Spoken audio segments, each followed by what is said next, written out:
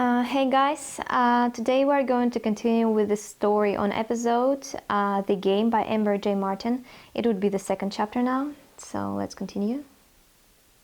Amber does really great edits on her Instagram account, and for her story, Scorned, it's actually a prequel to The Game.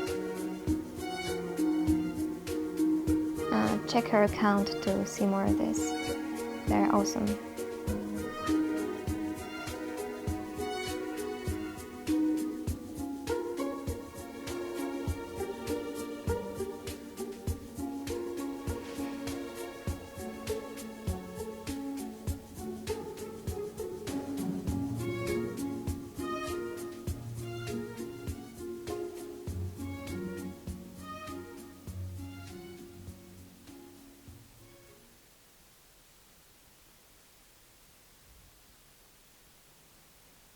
Even in the early morning, this place is eerily silent.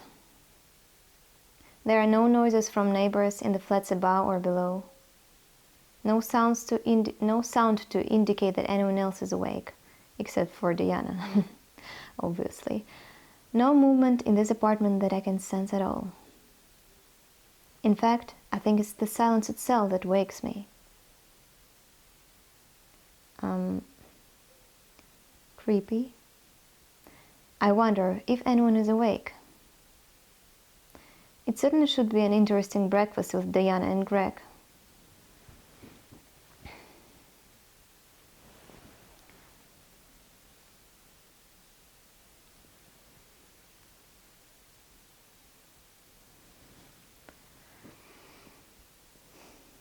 Having only one extra shirt, I change out of the pajamas Diana loaned me. Those pants again. And head down to breakfast.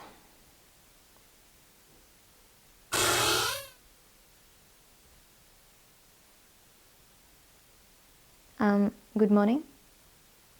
Good Lord, who are you?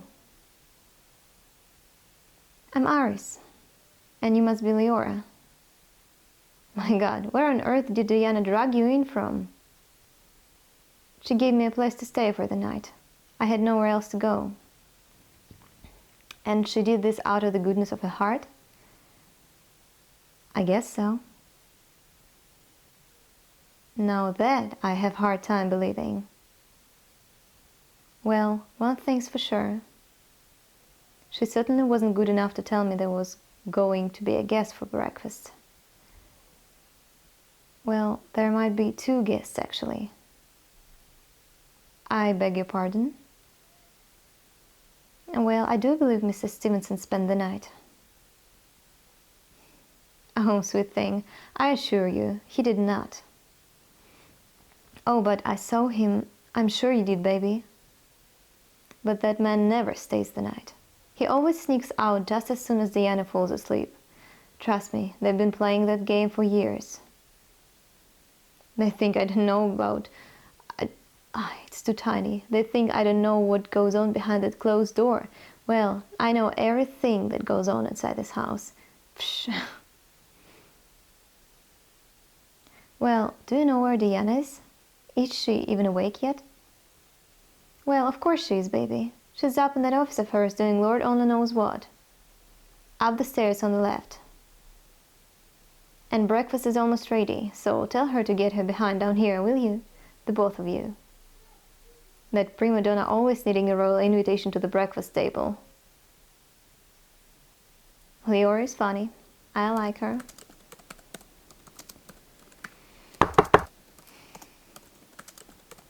No need to knock, it's open. Hi, Miss Whitney. Well, there you are, sleepyhead. How did you sleep last night?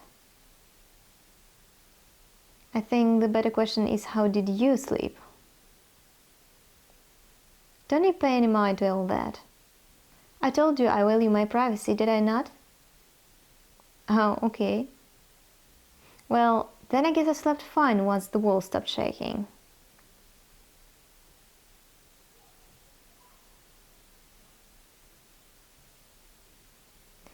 What are you doing anyway? Oh, a bunch of boring things, really. company paperwork and such. But enough about that. I have a proposition for you, Iris. What kind of proposition?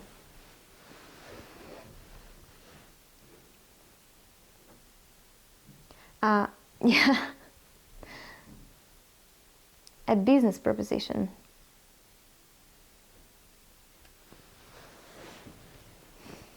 The way I see it, you need a job, kid. And I need someone to tag along after me, do various things here and there. Take care of me, you could say.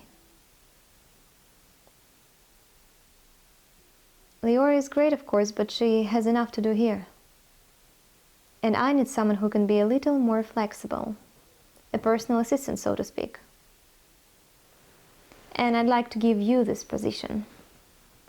You want to give me a job? The pay is shit, but you'd get room and board. Live here with me in this glorious apartment. Keep me company. What do you think? What kinds of various things? Well, basically, anything I ask. If I wanted to grab me a coffee, you grab me a coffee. If I want you to call and order dinner on Leora's day off, you call and order dinner. I want you to pick up that dinner, then you pick it up. If I want a date to the movies, then damn it, Iris, you be my date to the movies. Who knows, you might even get to do some desk work at the studio, if I need help there. This sounds amazing, too good to be true, not quite the job I had in mind. Yeah, Iris actually came here to dance, so we gonna pick the third option. I had much bigger plans when I walked into the city yesterday. I appreciate the offer, Miss Whitney. But actually, I think I might really have a chance at getting into the company. I did come here to be a dancer after all. Yeah, that's right. You should chase a dream, girl. And what makes you think you have a chance at the company? Well, from what Mrs. Stevenson said to me last night. Oh, Iris, you didn't really believe him, did you? I shouldn't have believed him? Oh, come now, Iris. I knew you were naive, but I didn't think you were stupid. No, that was harsh. You couldn't see that he was just telling you what you wanted to hear. Don't you think he always says those kinds of things to pretty young girls?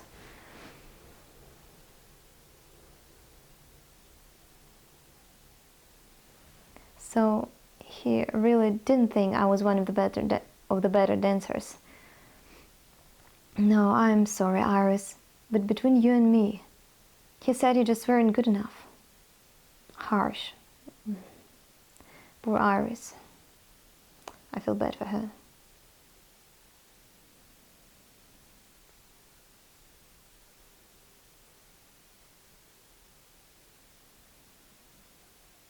Let's not have any waterworks over it, Iris.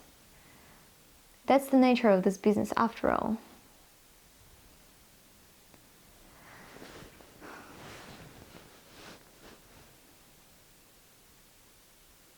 But listen, how about this?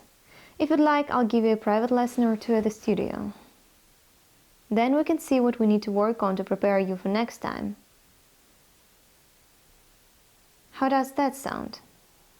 Pretty good? You'd really do that for me? Well, of course, it's the least I can do. Provided you say yes to the job. It's a great proposition, actually, considering that Diana is one of the best dancers.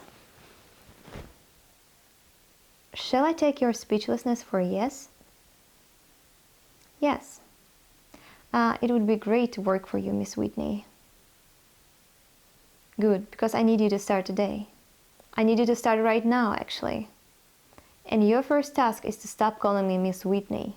It's Diana from now on, understood? Okay, Diana? Good. And now that that's settled, I'm going to need you to start working right away.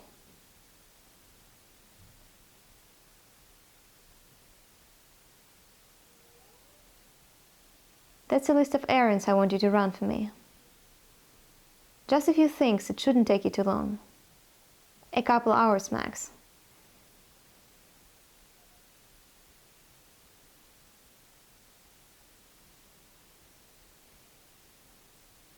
So I guess I'll see you back around 10 then.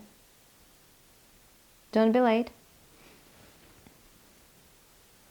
10? That's longer than a couple hours. Yes, well, I neglected to tell Leora to set another plate at the breakfast table. So be a dear and pick yourself up something to eat while you're out.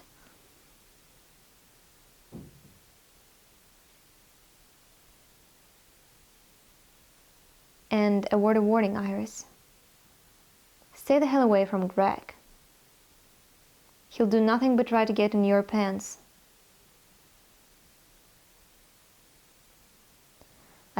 I thought so too when I watched them talk in the corridor when Greg was just in a towel, flirting with her shamelessly. Goodbye, Iris.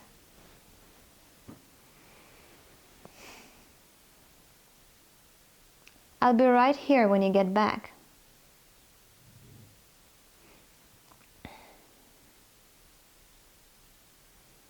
Diana Sleece sends me to the liquor store to pick up her wine order and to the post office to mail a couple small packages. Then she has me stop at Bergdorf's to pick up a gift she ordered for Leora, whose birthday is apparently coming up. And since I know she has the means to have these things delivered directly to her, I see that this is merely a test for me. So I happily pick up her dry cleaning, and I'm grateful she's given me enough money for me and the bags and boxes I've acquired to take a cab back to her place.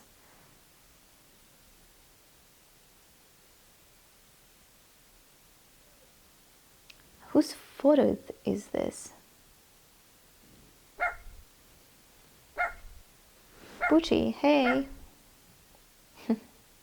Oh, Bucci, what do you want, you little mutt? He wants cuddles, obviously. Oh, you're not so bad, are you, Bucci? For a fluffy, pretty little thing. Where's your mommy, Bucci? Still busy in her office? Well, let's go see if there's anything else she needs me to do today.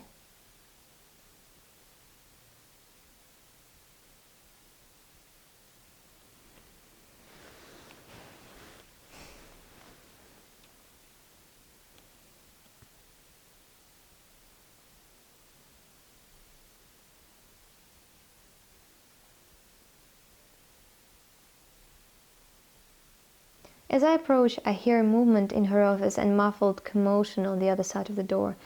Not again. Figuring she's hard at work, I enter without a thought. Of course. Diana? Before I can turn away, I see a flash of skin, Diana's white eyes, and a man entangled with her on her desk. Ooh, oh my god. Oh, shit, I'm so sorry. That must be that boy toy Greg was telling about in the first chapter. No, Iris, dear. Come on back in. What? No, you finished what you were doing.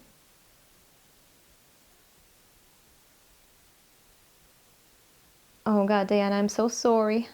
Jeez, she told me to be back at 10. She knew I'd be back at 10. No, you're right in time, Iris. I guess Roman and I lost track of it. So she did it on purpose. Well, that was fun while it lasted. Look at those legs, Aurelis. It's amazing. Oh my god. I haven't even been here 24 hours and she's already had her way with 2 men. This woman must be insatiable. Yeah, that's for sure. God, Roman, I still need a cigarette after that. Light me one, will you?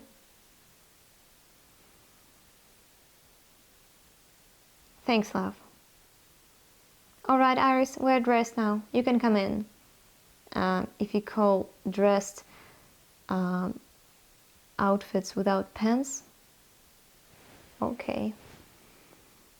Awkward. Iris, this is Roman Keplinger.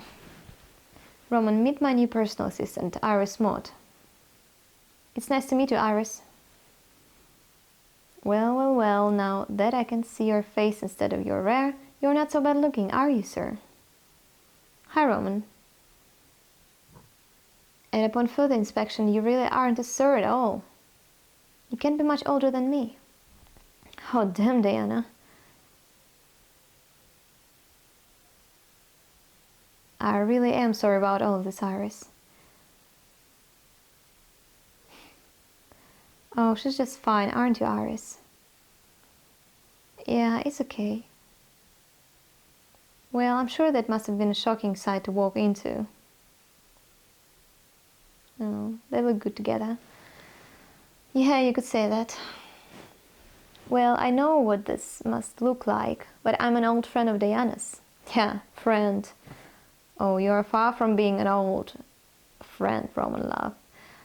And from being friend, I would say. And that's precisely why I keep you around.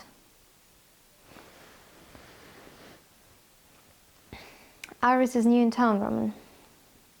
Maybe you can show her around the city sometime. I'd love to, Iris, if you're up for this. Yeah, I'd like that too. Well, not so fast. I get her first. Considering you borrowed my pajamas and that's the only outfit I've seen you in, Iris, how about I take you shopping today? Really? Yeah, she needs to change those pants. I mean, if you're going to be my assistant, you should look the part, don't you think? I think she looks nice. I can feel Diana's cold gaze on us as we stand awkwardly on the other side of the room. It looks like Iris is going to steal all her men. And I feel like prey under her glare. She doesn't even try to disguise her nonchalance. I'm starting to sense that she has planned every moment of this meeting. Well, well, aren't you both just getting along swimmingly? Maybe you two will become good friends. Oh. Well, alright, Roman. It looks like Iris and I have plans for the rest of the afternoon. I guess I'll see you later, Diana. Say hi to your parents for me. Oh, Roman.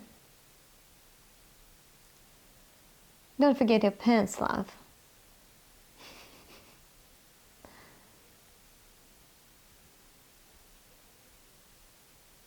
Roman is a cutie. Diana takes me to a little upscale boutique uptown. And when she enters the door, the place all but shuts down. Other patrons are swiftly tended to so that Diana can shop privately. And we have the place to ourselves. Or patrons. I forgot how to pronounce this word, patrons. Miss Whitney has personally selected these ensembles for you, Miss Mott.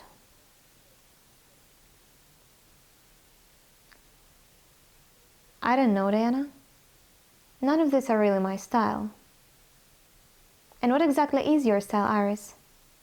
Ode to Little Orphan Annie? If I'm footing the bill, then you will dress how I want you to dress. Now, pick an outfit to wear. I'm done looking at those ripped pants.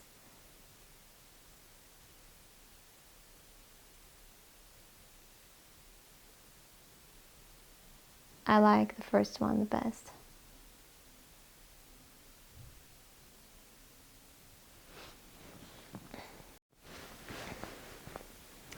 So, we're gonna go with the left one.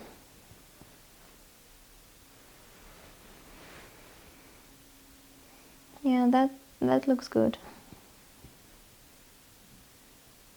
I guess this one will do. Just lovely. I like it, good choice. Pack up the rest, Marcella. You like it because you chose it. And do me a favor, will you? Yes, Miss Whitney. Throw those ripped pants in the trash. That's what I'm talking about. Chin up, Iris. Now that you are presentable, I can take you to dinner.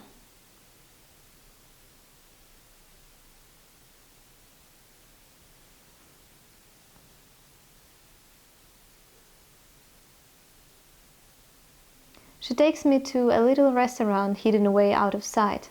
But the staff greets her by name and we are shown to her usual table. The place is empty and the menu shows prices so high I'm almost afraid to eat. But Diana insists I order whatever I want. It's the first time I think that I feel her warming up to me. Diana seems like a sugar mummy. She's charming, really, underneath that chilly exterior. We spend nearly 3 hours talking and eating while the waitstaff serves us with painstaking diligence. I can't help but grow a little shy around her now. I've been attracted to her from afar for so long, and now having her so close seems to have opened up a whole new world of desire. I think about Greg and Roman and Diana's seemingly insatiable sexual appetite. I mean, it is refreshing to see someone take charge like that. She knows what she wants, and damn it, she does seem to get it, doesn't she? I suppose I'm fascinated by that because all I've ever known are fickle girls and lewd boys. And she's all woman. I'm starting to feel her eyes fall upon me differently as well. Softer, maybe. Like perhaps she's seeing me in a different light. Do I think Diana could be attracted to me? Well, I have just one name to say about that. Leda Kazakova. Rumors circulated about 8 years or so ago that Diana was having an affair with a young Russian ballerina who had come to study at her school. The scandal over a teacher romantically involved with a student nearly cost Diana her career. She was caught leaving a hotel with Leda during the height of it all. I don't actually know any Russian names like Leda. We have Lida, but not Leda. Diana denied every bit of it, even when Leda threatened to expose the proof she had.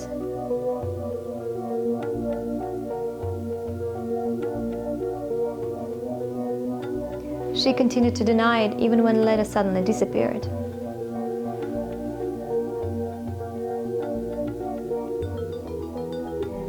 That was about the time my mother told me to stop obsessing over such a wild, disgusting woman. Just look at those edits on the walls. It was also about the time I poured my mother's entire stash of bourbon down the sink. So, can I see Diana looking at me the way I look at her? Well, I can only hope now, can't I? There is certainly something there. Some chemistry, some spark. Okay, it seems like chapter 2 is finished. Thank you for joining me in this read. I hope you liked it. Leave your comments down below, and I'll see you in the next chapter. Bye.